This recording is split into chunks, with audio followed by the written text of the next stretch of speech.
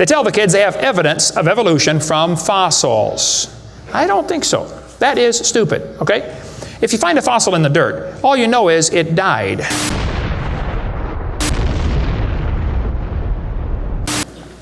You don't know that it had any kids, do you?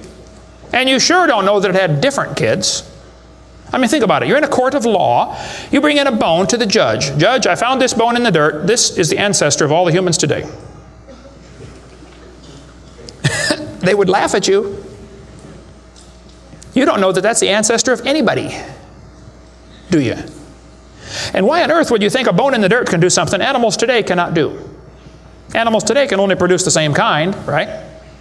Dogs produce dogs, folks. Luther Sunderland asked all the major evolutionists, he said, where is the evidence for evolution? They all said, well, somebody else has it. We don't have it over here. So he wrote a letter to Colin Patterson. He's the director of the British Museum of Natural History. They've got the largest fossil collection in the world. He said, Mr. Patterson, I read your book on evolution. I noticed you didn't show us the missing links. Why didn't you show us the missing links? Patterson wrote back and said, I fully agree with your comments on the lack of evolutionary transitions in my book. If I knew of any, fossil or living, I would certainly have included them.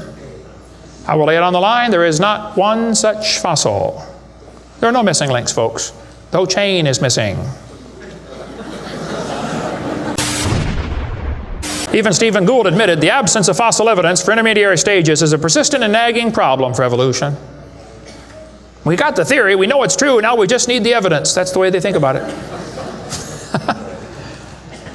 Richard Goldschmidt said, maybe the first bird hatched from a reptile egg. Well, Richard, I'm sorry. I don't mean to be disrespectful, but that's stupid. See, what's happened, these guys have looked for missing links in the fossil record. They can't find any, and so they say, well, maybe evolution happened so fast it wasn't preserved. Maybe a reptile laid an egg and a bird hatched out. Well, who did that bird marry?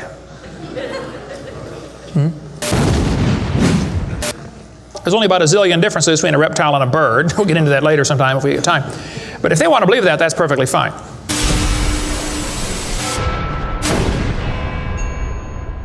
Because they received not the love of the truth, that they might be saved. And for this cause God shall send them strong delusion, that they should believe a lie, that they all might be damned who believed not the truth, but had pleasure in unrighteousness.